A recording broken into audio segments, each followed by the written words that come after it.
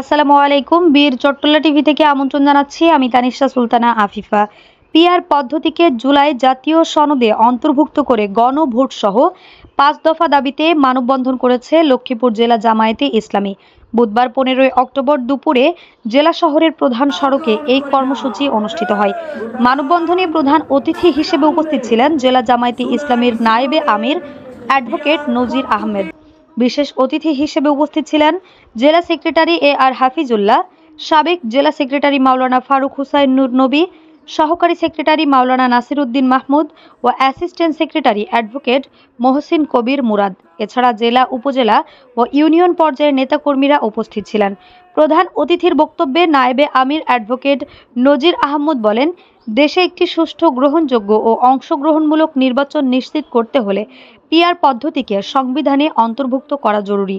তিনি আরও বলেন, জুলাই সনদ বাস্তবায়ন করতে হবে এবং লেভেল প্লেইং ফিল্ড নিশ্চিত করে নির্বাচন দিতে হবে। তিনি হুঁশিয়ারি দিয়ে বলেন, আমাদের দাবি পূরণ না হওয়া পর্যন্ত আমরা মাঠে থাকব, আন্দোলন চালিয়ে যাব। অন্যান্য বক্তারা বলেন, পিআর পদ্ধতি বাস্তবায়ন হলে জনগণের ভোটের অধিকার সঠিকভাবে প্রতিফলিত হবে, সংসদের সকল রাজনৈতিক মতের প্রতিনিধিত্ব নিশ্চিত হবে এবং দেশ গণতন্ত্রের সঠিক পথে অগ্রসর হবে। মানববন্ধনে বক্তারা সরকারের প্রতি আহ্বান জানান, জনগণের প্রত্যাশা অনুযায়ী জুলাই সনদের বাস্তবায়ন ও নির্বাচনী ব্যবস্থায় কাঠামোগত সংস্কার করতে হবে, যাতে জনগণের ভোটাধিকার ও ন্যায়সঙ্গত প্রতিনিধিত্ব নিশ্চিত হয়। আমরাও গ্রহণ করি না। সুতরাং অবিলম্বে জুলাই সনদের পিআর পদ্ধতি এটা যুক্ত করতেই হবে। সংবিধানে পিআর পদ্ধতি সংযুক্ত করতে হবে। সংবিধান মানবতার জন্য, সংবিধান মানুষের জন্য, সংবিধান রাষ্ট্রের জন্য।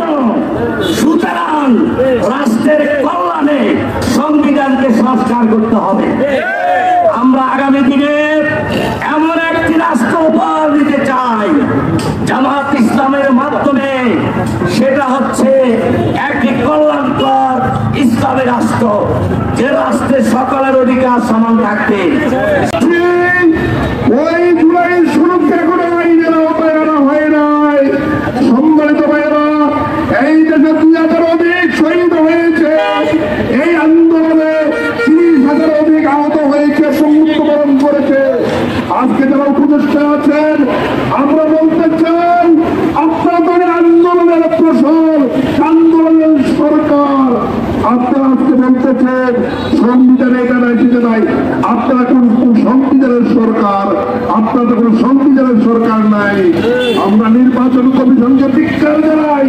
নির্বাচন কমিশন বলতেছে পিআর পদ্ধতি সংবিধানে নাই। ওই নির্বাচন কমিশন, আপনি দেখুন নির্বাচন কমিশন হওয়ার কথা না, আপনি কোন সংবিধানে নির্বাচন কমিশন হয়েছেন? এই জন্য বলতে চাই, এই যাদের জনগণ প্রতিটি আন্দোলনে রেজাল্ট নিয়ে এসছে। আজকে ছাত্র জনতা আন্দোলনে খুশি উঠেছে।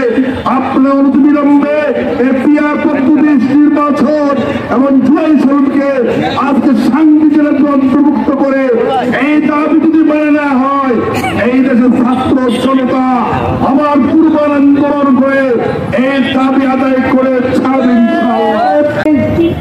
পার্টি এবং দলের বারবার শাসন বাংলার মন দেখেছে। তাদের শাসন